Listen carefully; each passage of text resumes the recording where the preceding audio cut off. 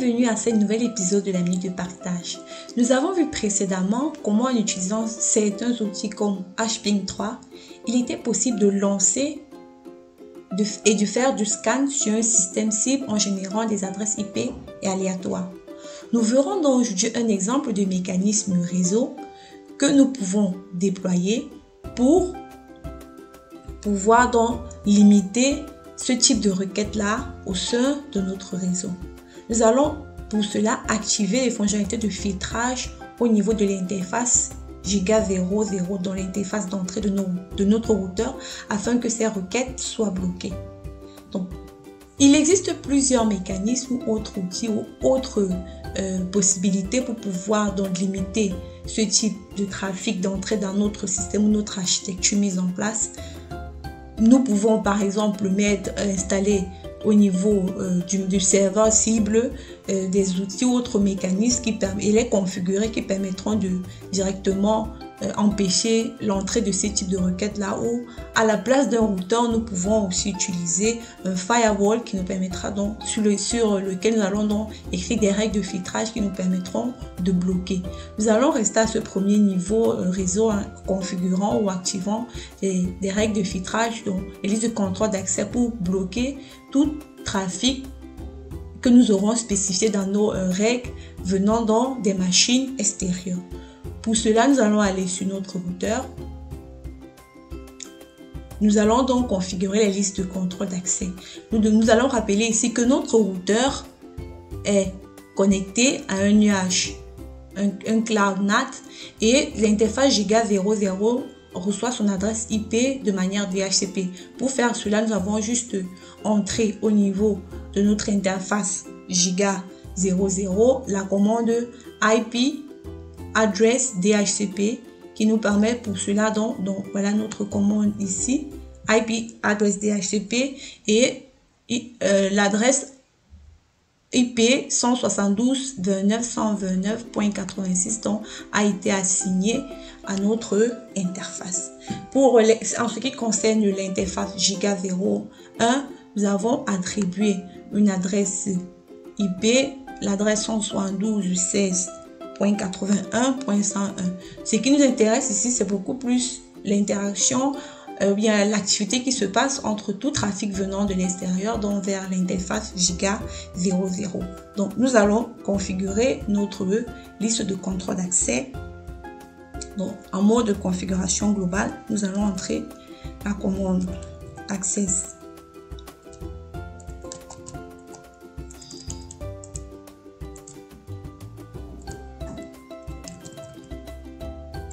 list. On va mettre le numéro de la liste de contrôle d'accès sans l'action deny. On peut dire ici on refuse les requêtes ping, donc on va mettre ici MP venant de tout le monde vers tout le monde. On peut mettre echo. On valide, on rappelle notre liste de contrôle d'accès, ensuite on met le echo reply donc pour la réponse aussi. Donc ça c'est un premier niveau de sécurité que nous pouvons donc mettre en place pour éviter tout type de requête du type empêcher toute machine de l'extérieur potentiellement malveillante de lancer des requêtes ping ou autres vers notre système à l'intérieur. La dernière fois nous avons lancé du UDP random, donc on va bloquer avec notre liste de contrôle d'accès donc tout trafic UDP venant de tout le monde vers tout le monde, et en dernier lieu nous allons rentrer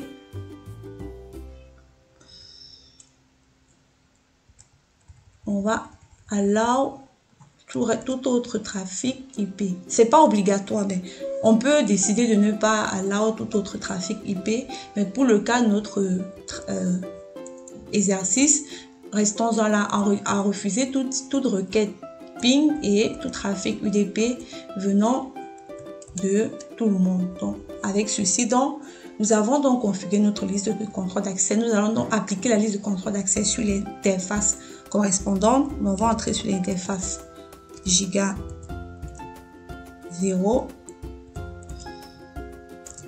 On va entrer la commande IP Access Group.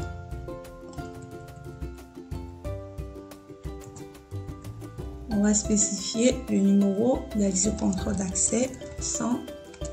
Et comme on veut interdire tout trafic entrant, on va mettre en int entrant sur l'interface. Ok, on va enregistrer.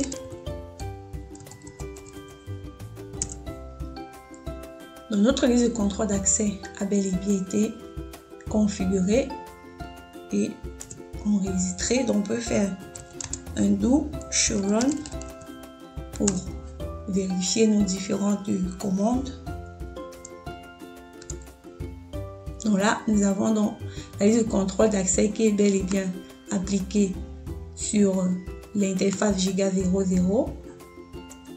En continuant, on va avoir notre liste de contrôle d'accès qui est bel et bien présente. Ok, on va switcher sur notre machine Kali pour faire un petit test.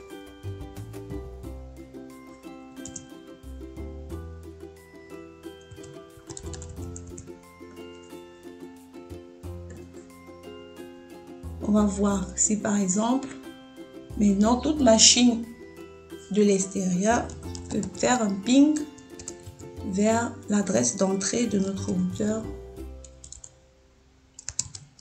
172.29.129.86.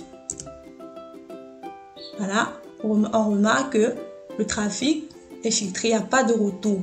Donc c'est un premier mécanisme, une première mesure, un exemple de mesure que nous pouvons implémenter au niveau de notre architecture déjà pour limiter ce type de requête vers nos serveurs internes, nos systèmes internes au sein de notre entreprise ou bien de notre organisation. Donc là, avec cet exemple dont nous voulions montrer qu'il est très important d'avoir de bonnes bases en réseau et sécurité, en plus des compétences que nous avons en cybersécurité, afin de pouvoir donc être outillés de manière efficace pour répondre aux besoins de nos entreprises, de nos organisations en termes de sécurité et de cybersécurité.